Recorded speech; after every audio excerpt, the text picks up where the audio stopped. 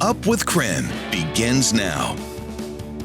Morning. Thanks for waking up with us here on Up with KREM. I'm Tim Pham. And I'm Nicole Hernandez. We want to get right to meteorologist Thomas Patrick. Thomas, what do they call it? The broken clock? Just like... Yeah, just kind of... Same thing. Broken record. Broken record. Yeah. Thank you. That's what it is. And that broken record is on that little scratch that says clouds, clouds, clouds, clouds. And it's like, yep. That sounds to be about right for our forecast. And yes, the satellite does confirm it as well. All this low cloud cover is just blocked in for the inland northwest specifically. It does not help that we are boxed in by mountains on all sides, so that moisture is quite literally trapped in place. The clouds that are over our heads today is the same clouds that were here yesterday and the day before and the weekend before that. And today is no different. Just another cloudy day, and our temperature is struggling even to get to 30 degrees. Here's a live look at the traffic impact this morning from I-90 in Havana. Off to a good start here on this Wednesday. No major issues to report at this hour. We are crash-free.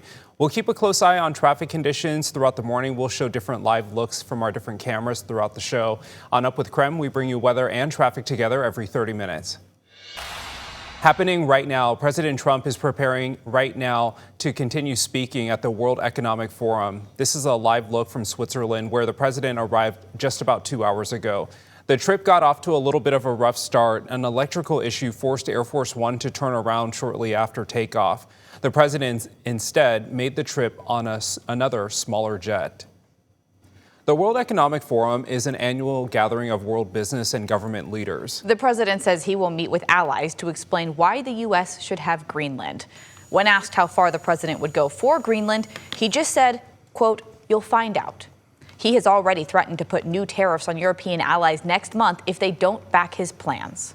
Totally absurd that we have an American president who's blackmailing the rest of us, trying to get a piece of land or buy it through threats.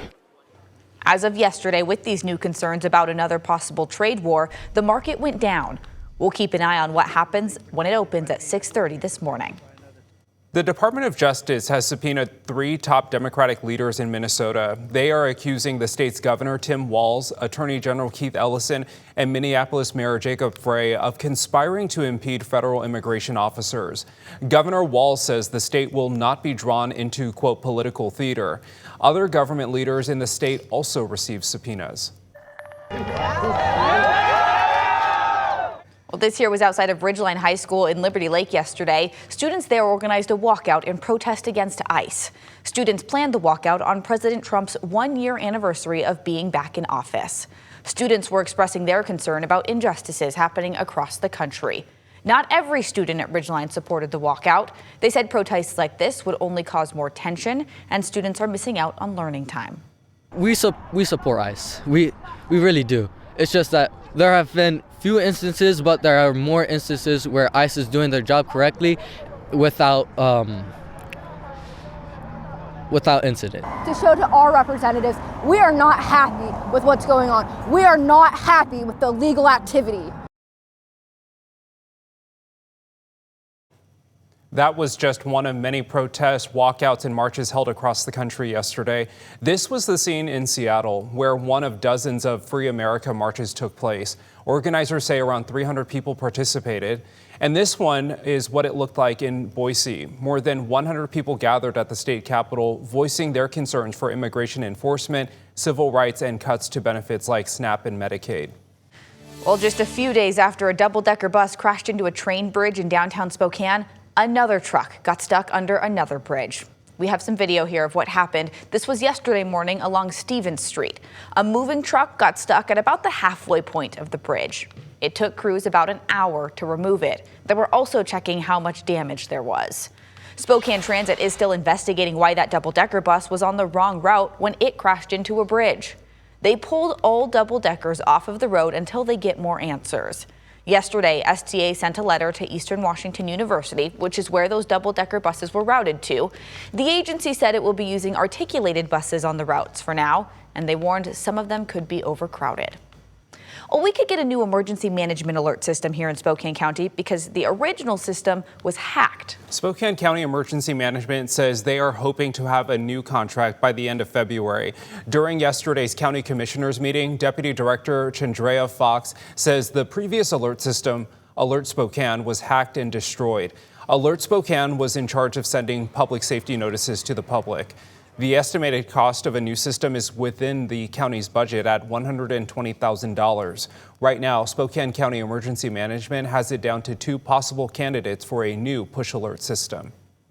Officers arrested a teaching assistant over in Western Washington for allegedly having an inappropriate relationship with a student. Police got involved when the parents of a 15-year-old girl reported concerning text messages on her phone.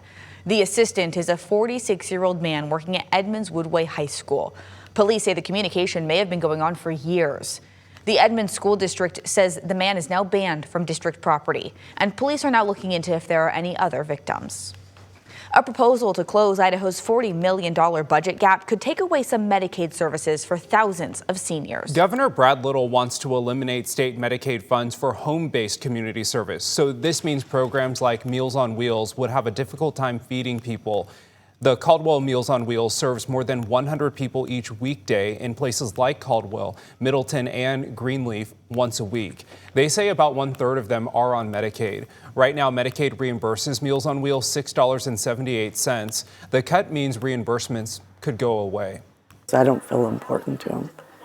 I haven't for a long time. Take a cut in your own pay. Have programs that you know are being frauded. Take care of that. This is just a proposal by Governor Little. Over the next several months, lawmakers will decide what to cut and what to keep. To another check of our weather where conditions are still cloudy and still cold. So not much change to our weather pattern, which means not much change to our forecast overall. Even our current temperature of 27 degrees has been about the low temperature the last 2 days in a row.